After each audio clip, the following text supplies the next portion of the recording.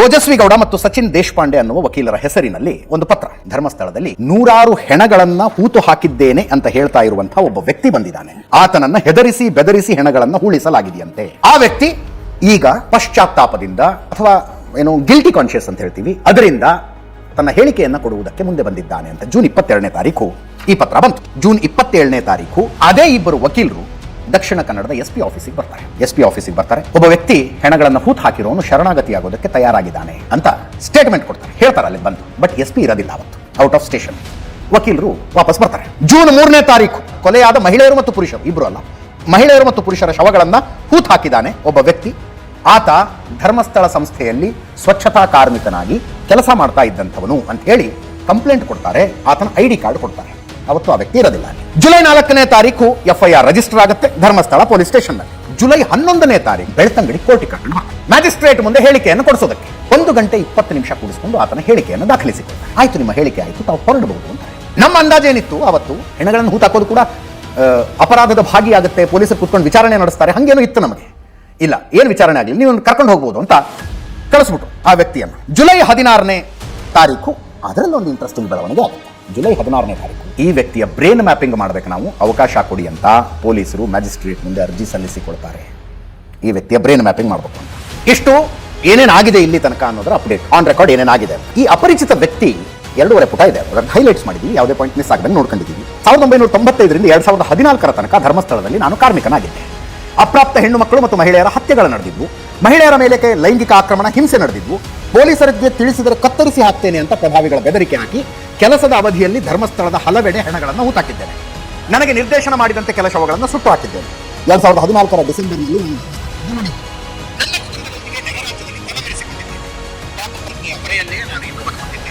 ನನ್ನ ಆತ್ಮಸಾಕ್ಷಿಯು ಅವನನ್ನು ಮುಂದುವರಿಸಲು ಒಪ್ಪಿಗೆ ನೀಡುತ್ತಿಲ್ಲ. ಅತ್ಯಾಚಾರ, ಕೊಲೆಗೆ ಕಾರಣರಾದವರು ಯಾರನ್ನು ಗೊತ್ತಾಗಬೇಕು. ಧರ್ಮಸ್ಥಳದಲ್ಲಿ ಉಳಿದ ಮೃತದೇಹದ ಕಳೆಬರಹ ಹೊರತೆಗೆದಿದ್ದೇನೆ. ಧರ್ಮಸ್ಥಳದಲ್ಲಿ ರಹಸ್ಯವಾಗಿ ಹೂತಿಟ್ಟ ಶವಗಳ ಸ್ಥಳ ತೋರಿಸಲು ನಾನು ಸಿದ್ಧ. ನಾನು ಹೂತಿಟ್ಟ ಶವಗಳನ್ನು ಪೊಲೀಸ್ ಸಮ್ಮುಖದಲ್ಲಿ ಹೊರತೆಗೆಯಲು ಸಿದ್ಧ. ಈ ದೂರಿನ ಆರೋಪಿತರು ಧರ್ಮಸ್ಥಳದ ದೇವಸ್ಥಾನಕ್ಕೆ ಸಂಬಂಧಿಸಿದೆ. ಮೃತದೇಹಗಳನ್ನು ಉಳಲು ನಿರ್ದೇಶನ ನೀಡಿ ಬೆದರಿಕೆ ಹಾಕಿದವರು ಇವರೇ. ಆರೋಪಿತ ವ್ಯಕ್ತಿಗಳ ಹೆಸರನ್ನು ದೂರಿನಲ್ಲಿ ಬಹಿರಂಗಪಡಿಸಲು ಸಾಧ್ಯವಿಲ್ಲ. ನಾನು ಹೇಳುವ ಕೆಲವು ವ್ಯಕ್ತಿಗಳು ಅತ್ಯಂತ ಪ್ರಭಾವಶಾಲಿಗಳಾಗಿದ್ದಾರೆ. ನನಗೆ ನನ್ನ ಕುಟುಂಬಕ್ಕೆ ರಕ್ಷಣೆ ನೀಡಿದರೆ ಆರೋಪಿತರ ಹೆಸರು ಬಹಿರಂಗಪಡಿಸ್ತೇನೆ. ನಾನು ಹೇಳುವ ಸತ್ಯ ದೃಢಪಡಿಸಲು ಪಾಲಿಗ್ರಾಫ್ ಪರೀಕ್ಷೆಗೂ ಸಿದ್ಧನಿದ್ದೇನೆ. ನಾನು ಹೂತಿಟ್ಟ ಶವಗಳನ್ನು ಕಾನೂನಿನಂತೆ ಹೊರತೆಗೆಯಲು ಅವಕಾಶ ಕೊಡಿ ಎಂದು. ಇದು ಈತನ ಪತ್ರದ ಸಾರಾಂಶ. ಏನೇನು ಆಯ್ತು ಅನ್ನೋದನ್ನು ಕ್ಲಿಯರ್ ಆಗಿ ಹೇಳಿದ್ದೀನಿ. ಈಗ ವಿಷಯಕ್ಕೆ ಬನ್ನಿ. ಪೊಲೀಸರ ನಡೆ ಅದನ್ನ ಪ್ರಶ್ನೆ ಮಾಡಿದ್ರು ವಕೀಲರು. ಒಬ್ಬ ವ್ಯಕ್ತಿ ನಾನು ಹೆಣಗಳನ್ನು ಹೂತು ಹಾಕಿದ್ದೀನಿ ಅಂತ ಬಂದಾಗ ನೇರವಾಗಿ ಆತನ ಕರ್ಕೊಂಡೋಗಿ ಎಲ್ಲಿ ತೋರಿಸು ಅಂತ ಹೇಳಿ ಪಂಚರ ಸಮ್ಮುಖದಲ್ಲಿ ಇವತ್ತಿನ ಕಾಲದಲ್ಲಿ ಕ್ಯಾಮ್ರಾದ ಎದುರುಗಡೆ ಎತ್ತಿಸ್ಬೇಕಪ್ಪ. ಒಳಗಡೆ ಅಸ್ಥಿ ಪಂಚರ ಇದೆಯೋ ಇಲ್ಲವೋ ಕ್ಲಿಯರ್ ಆಗುತ್ತೆ. ಅದನ್ನ ಬಿಟ್ಟು ಈತನ ಬ್ರೇನ್ ಮ್ಯಾಪಿಂಗ್ ಮಾಡಬೇಕು ಅಂತ ಯಾಕೆ ನೀವು ಹೋದ್ರಿ? ಮ್ಯಾಜಿಸ್ಟ್ರೇಟ್ ಹತ್ರ ಯಾಕೆ ಅದನ್ನ ಅರ್ಜಿ ಹಾಕೊಂಡ್ರಿ? ನಂಬರ್ 1. ನಂಬರ್ 2, ದಕ್ಷಿಣ ಕನ್ನಡದ SP ಅವರು ಬಿಡುಗಡೆ ಮಾಡಿರುವ ಒಂದು ಹೇಳಿಕೆಯಲ್ಲಿ ಹೂತಿದ್ದನ್ನು ತೆಗೆದ ತಕ್ಷಣ ಇವರು ನಾಪತ್ತೆ ಆಗ್ತಾರೆ ಅಂತ ಗುಪ್ತಚರ ಮೂಲಗಳಿಂದ ನಮಗೆ ಮಾಹಿತಿ ಬಂದಿದೆ ಅನ್ನೋ ವಿಷಯ ಇದೆ. ಆ ಸ್ಟೇಟ್ಮೆಂಟಿನ ಅವಶ್ಯಕತೆ ಏನಿತ್ತು ಅಂತ ವಕೀಲರು ಕೇಳ್ತಾ ಇದ್ದಾರೆ. ಇಷ್ಟಾಗಿದೆ.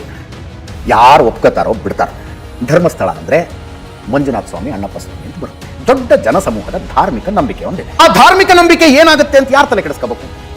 ಧಾರ್ಮಿಕ ನಂಬಿಕೆ ಇಟ್ಕೊಂಡವ್ರು ತಲೆ ಕೆಡಿಸ್ಕೊತಾರೆ. ಈಗ SIT ರಚನೆ ಮಾಡಿ ಹಂಗೆ ತನಿಖೆ ಮಾಡಿಸಿ ಹಿಂಗೆ ತನಿಖೆ ಮಾಡಿಸಿ ಅಂತ ಹೇಳಿ ಮುಖ್ಯಮಂತ್ರಿಗಳಿಗೆ ಭೇಟಿ ಕೊಟ್ಟು ಮುಖ್ಯಮಂತ್ರಿಗಳನ್ನ ಭೇಟಿಯಾಗಿ ಪತ್ರಿಕಾಗೋಷ್ಠಿ ಮಾಡಿದವರಿಗೆ ಧಾರ್ಮಿಕ ನಂಬಿಕೆಗಳಿದಾವ? ಅದನ್ನು ನಿಮಗೆ ಬಿಡ್ತೀನಿ. ಧಾರ್ಮಿಕ ನಂಬಿಕೆ ಒಂದು. ಇನ್ನೊಂದು, ಇದರಲ್ಲಿ ಇದು ಏನೇ ಮಾಡಿದ್ರು ಪ್ರಭಾವಿ ವ್ಯಕ್ತಿ ಈ ಒತ್ತಡ ಹಾಕಿದ್ರು, ಅದು ಮಾಡಿದ್ರು, ಇದು ಮಾಡಿದ್ರು, ಧರ್ಮಸ್ಥಳ ಅಂದ್ರೆ ಧರ್ಮಾಧಿಕಾರಿಗಳ ಹೆಸರು ಬರುತ್ತೆ. ವೀರೇಂದ್ರ ಹೆಗಡೆ ಅವರ ಕುಟುಂಬ ನಿರ್ವಹಿಸ್ತಾ ಇರುವ ದೇವಸ್ಥಾನ. ಆ ಹೆಸರನ್ನು ಹೇಳ್ತಾರಾ? ಇಲ್ಲ, ಹೇಳೋದಿಲ್ಲ. ಧರ್ಮಸ್ಥಳದಿಂದ ಹೆಗ್ಗಡೆ ಅವರ ಕುಟುಂಬದಿಂದ ಒಂದು ಸ್ಪಷ್ಟೀಕರಣ ಯಾಕೆ ಬಂದಿಲ್ಲ ಅಂತ ಕೆಲವರು ಪ್ರಶ್ನೆ ಕೇಳೋದು. ಬರ್ಬೋದಾಗಿತ್ತಲ್ಲ ಸ್ಪಷ್ಟೀಕರಣ. ನಮ್ಮ ಹೆಸರೇ ಹೇಳಿಲ್ಲ ರೀ, ಏನಂತ ಸ್ಪಷ್ಟೀಕರಣ ಕೊಡೋಣ ಅಂತ ಕೇಳ್ತಾರೆ. ಎಲ್ಲರೂ ನನ್ನ ಮೇಲೆ ವೀರೇಂದ್ರ ಹೆಗಡೆ ಅವರು ಅಥವಾ ಅವರ ತಮ್ಮಂದರು ಯಾರೋ ಒಂದು ಒತ್ತಡ ಹಾಕಿ ಶವವನ್ನು ಉಳಿಸಿದ್ರು ಅಂತ ಏನಾದರೂ ಬಂದರೆ ನಾವು ಸ್ಪಷ್ಟೀಕರಣವನ್ನು ಕೊಡ್ತೀವಿ, SIT ತನಿಖೆ ಮಾಡಿ ಅಂತ ಹೇಳಿ. ಹೆಸರು ಬಂದಿಲ್ಲ. ನಮ್ಮ ಹೆಸರು ಹಾಕದೆ ಬೇಗಾನೆ ಶಾದಿನಿ ಅಬ್ದುಲ್ಲಾ ದಿವಾನಿ ಅಂತ ಈಗೇನ ಅಂದ್ರೆ ಧರ್ಮಸ್ಥಳ ಒಂದು ಧಾರ್ಮಿಕ ಕೇಂದ್ರ. ಅಲ್ಲಿ ಮೃತಪಟ್ಟರೆ ಸ್ವರ್ಗ ಅಂತ ನಂಬಿಕೆ. ಯಾರು ಹೋದ್ರು ಯಾರು ಬಿಟ್ಟರೆ ಅವನಿಗೆ. ಕಾಶಿಯಲ್ಲಿ ಮೃತಪಟ್ಟರೆ ನೇರವಾದ ಸ್ವರ್ಗ ಅನ್ನೋ ನಂಬಿಕೆ ಇದೆಯಲ್ಲ, ಹಾಗೆ ಧರ್ಮಸ್ಥಳದಲ್ಲಿ 1 ವರ್ಷ ಹೇಳ್ತಾ ಇದ್ದೀನಿ ನಾನು. ಆ ರೀತಿಯಾಗಿ ಅನೇಕರು ಆತ್ಮಹತ್ಯೆ ಮಾಡಿಕೊಂಡ್ರು.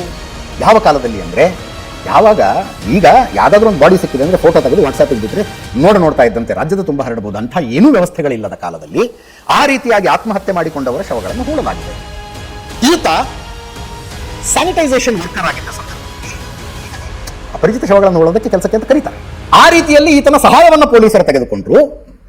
ಆ ಶವಗಳೆಲ್ಲವನ್ನು ಪೊಲೀಸರು ಬಂದು ಪಂಚನಾಮೆ ನಡೆಸಿ ಸ್ಥಳೀಯ ಗ್ರಾಮ ಪಂಚಾಯಿತಿಯಲ್ಲಿ ದಾಖಲೆಗಳನ್ನು ಸೃಷ್ಟಿ ಮಾಡಿ, ದಾಖಲೆಗಳನ್ನು ಕ್ರಿಯೇಟ್ ಮಾಡಿ ಅಧಿಕೃತವಾಗಿಯೇ ಹೂಳಲಾಗಿದೆ.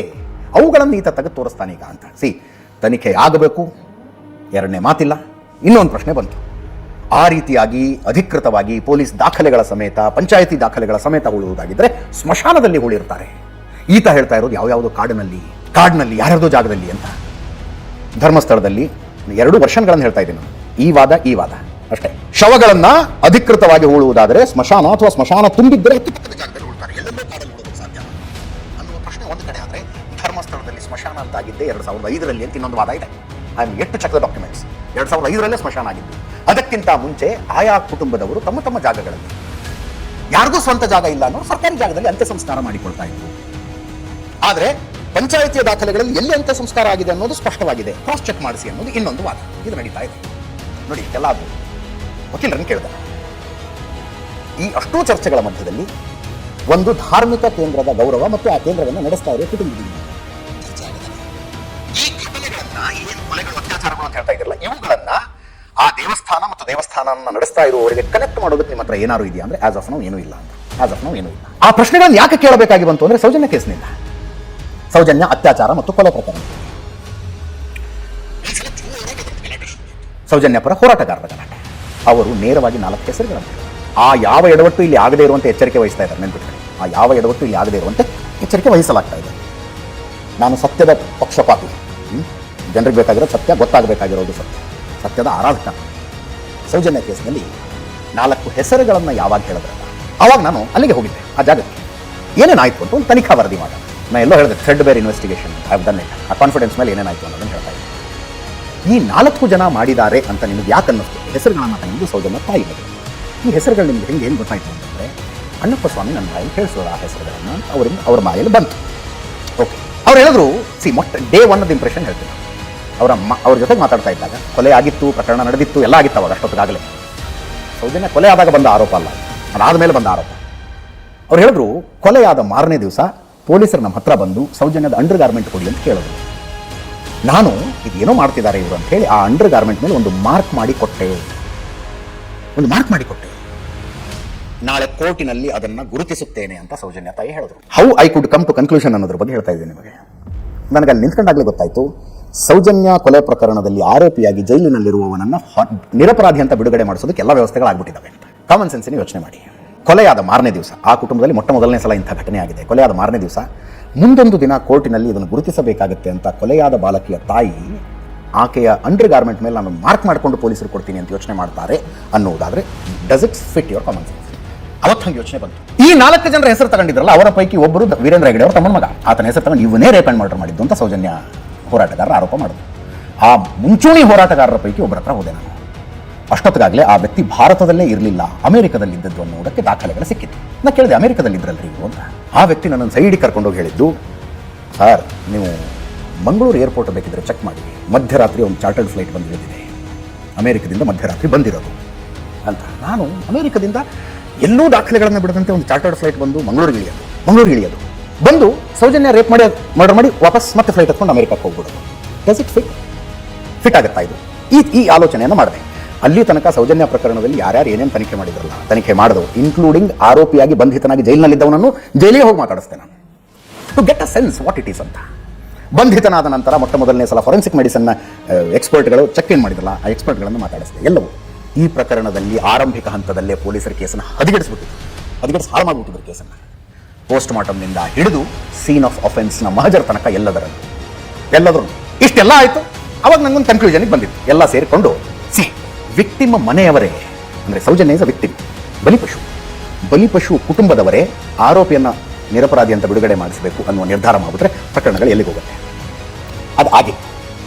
ಈ ಪ್ರಕರಣದಲ್ಲಿ ಪೊಲೀಸರು ತನಿಖೆ ಮಾಡಿದ್ರು, CID ತನಿಖೆ ಮಾಡಿದ್ರು, CBI ತನಿಖೆ ಮಾಡಿದ್ರು. ಎಲ್ಲೂ ಕೂಡ ಆ ಕುಟುಂಬ ಆಗಲಿ ಅಥವಾ ಇನ್ನು 3 ಜನರ ಹೆಸರು ಬಂದಿತ್ತು. ಆ 3 ಜನ ಹೋಗಿ ತಾವೇ ನಿಂತ್ಕೋತಾರೆ, ಮಾಡಿ ನಮ್ಮದು ಏನೋ ನಾರ್ಕೋ ಅನಾಲಿಸಿಸ್ ಮಾಡಿ, ಮಂಪರು ಪರೀಕ್ಷೆ ಮಾಡಿ. ಕೋರ್ಟ್ ನಾನು ತಿಳಿಸಿ ಹೇಳ್ತಾರೆ ಅವರು, ಮಂಪರು ಪರೀಕ್ಷೆ ಅಂದರೆ ಸುಮ್ಮನೆ ಅಂದ್ಕೊಂಡಿದ್ದೀರಾ, ಹೆಲ್ತ್ ಮೇಲೆ ಪರ್ಮನೆಂಟ್ ಇಂಪ್ಯಾಕ್ಟ್ ಆಗ್ತದೆ ಅಂತ ಹೇಳಿದಾಗಲೂ ಅವ್ರು ಹೇಳ್ತಾರೆ, ಆಗಿದ್ದಾಗಲಿ ಈ ಆರೋಪ ನಮ್ಮ ಹೆಸರುಗಳ ಮತ್ತೆ ಬರೋದನ್ನು ಸಹಿಸಿಕೊಳ್ಳೋದಕ್ಕಾಗೋದಿಲ್ಲ, ಆಗಿದ್ದಾಗಲೇ ಮಾಡಿ ಮಂಪರು ಪರೀಕ್ಷೆ ಮಾಡ್ತಾರೆ.